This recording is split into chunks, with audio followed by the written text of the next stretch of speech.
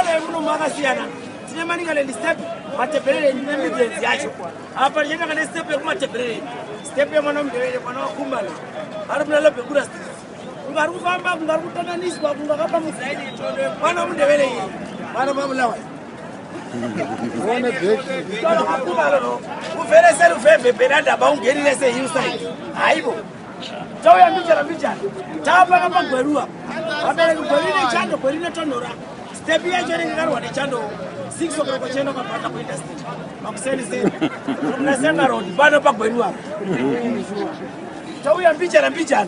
Tapa pa mtare apa kumakomoyo kwa mtare. Wasu hafa mbiba. Wasu lo bio travela. Wajaile chirungu kwa wasu. Uyipa. Uyinda kaone soko ichite ku travela ke branch. Akazo baba wachikopera wasu. Swazira ticha wasu ukopera kai. Kazi kana pai kukopera bai. Bai wite hii bai ndikukombea.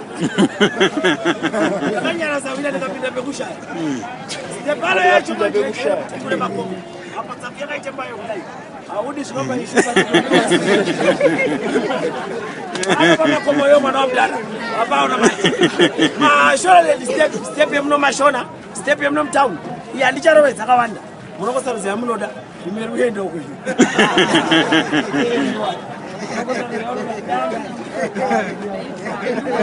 Ati meruenda.